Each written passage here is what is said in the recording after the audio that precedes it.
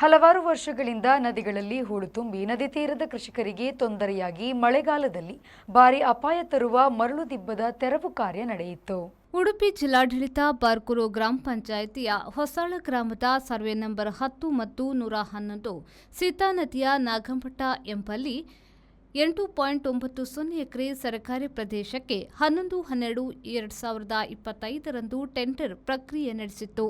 ನದಿ ತಿರುವು ಪಡೆಯುವ ಜಾಗದಲ್ಲಿ ಶೇಖರಣೆಗೊಂಡ ಮರಳು ದಿಬ್ಬವನ್ನು ಗಣಿ ಇಲಾಖೆ ಗುರುತಿಸಿದ 62,000 ಮೆಟ್ರಿಕ್ ಟನ್ ತೆರವು ಮಾಡಲು 5 ವರ್ಷಾವಧಿಗೆ ಬಿಟ್ಟುದಾರ ಪರವಾನಗಿದಾರ ಕುಶಕುಮಾರ್ ಎನ್ನುವವರು ನದಿ ತೀರದ ತನಕ ವಾಹನ ಸಂಚಾರಕ್ಕೆ ಸ್ಥಳೀಯರಲ್ಲಿ 5 ವರ್ಷದ ಒಡಂಬಡಿಕೆಯಿಂದ ರಸ್ತೆ ನಿರ್ಮಿಸಿದ್ರು.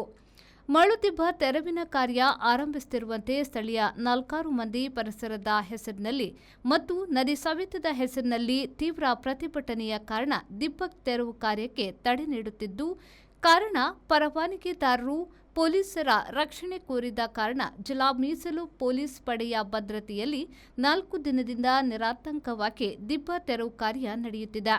ಇನ್ನು 2 ತಿಂಗಳ ತನಕ ದಿಬ್ಬ ತೆರವು ಕಾರ್ಯದಲ್ಲಿ ಸಿಗುವ ಮರಳಿನಿಂದ ಜಿಲ್ಲೆಯಲ್ಲಿ ಅಲ್ಪ ಪ್ರಮಾಣದ ನಿರ್ಮಾಣ ಕಾರ್ಯಕ್ಕೆ ಅನುಕೂಲವಾಗಲಿದೆ ಅಂತ ಹೇಳಿದ್ರೆ ಈ ಹೋರಾಟದಲ್ಲಿ ಮುಂಚೂಣಿಯಲ್ಲಿದ್ದವರು ಅವರೇ ನನ್ನ ಬಳಿ ಬಂದು ಅವರಿಗೆ ಒಂದು ಬೇಡಿಕೆಯನ್ನು ಇಟ್ಟಿದ್ರು.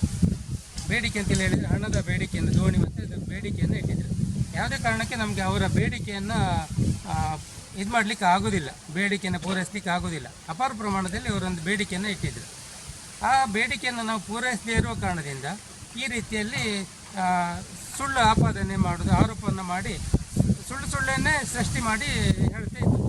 ಮತ್ತು ನಮಗೆ ಈಗ ಈ ಸುಮಾರು ದಿವಸದಿಂದ ನಾವು ಈ ಕಾರ್ಮಿಕರನ್ನೆಲ್ಲ ನಾವು ಇಲ್ಲೇ